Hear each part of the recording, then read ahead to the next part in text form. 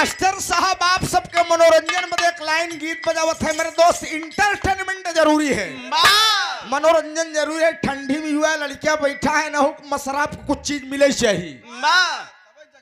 हाँ। एक लड़की का नवा नवा बियाह भसो तब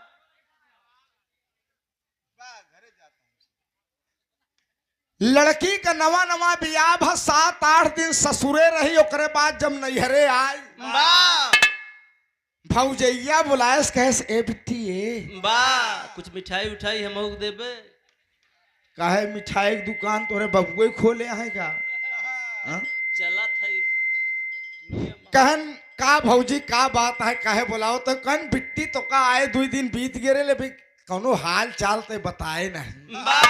ये बताओ मेहमान कैसे हैं? कहन भौजी जवन हमरे किस्मत में रहा हमका मिला। कहन पगली देख तोरे भैया हरे सब बढ़िया देख ताक करे हैं, कौनो दिक्कत हो तो बोल। कहा भौजौ का बताई तो से हम सब ठीक बा, लेकिन अगुआ दहिजरा का नाती जोड़ी अनबैलेट लगाई दी।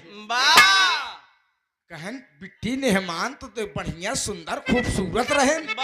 कहा भौजी सब ठीक बा, लेकिन उमरिया में थोड़ा अंतराल बा। कहन बिट्टी उमर में अंतराल बा? कहन हाँ भौजी। कहन का अंतराल बा मास्टर साहब? कहना है वही गीत लगाओ थे।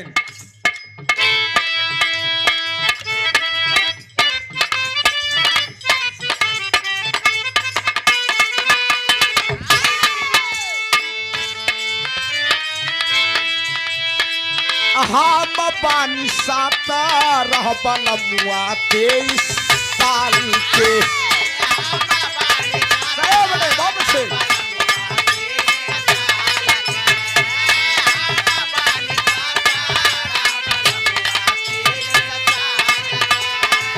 भौजी हमार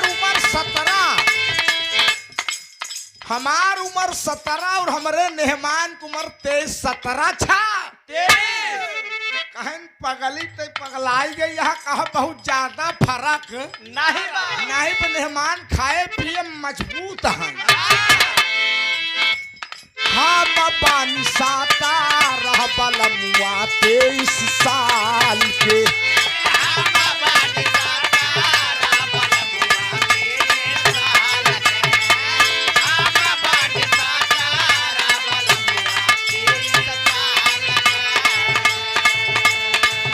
भौजी रे जिंदगिया राखी खाता रे मडाली के।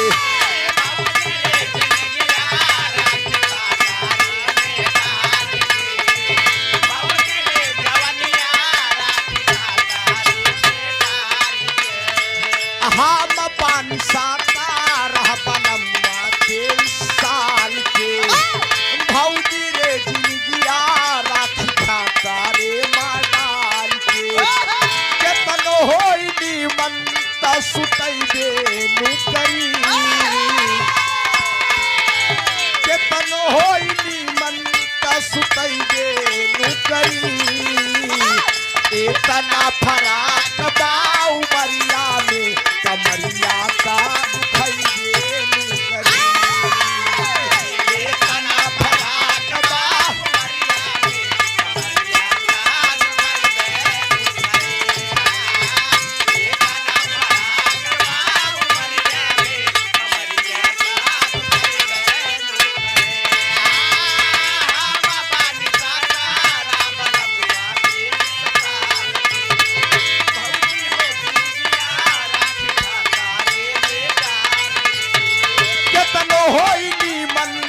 सुतई देनु करी। केतनो होई नीमन त सुतई देनु करी। इतना फराक बाऊ मरिया में कमरिया का दुखई देनु करी।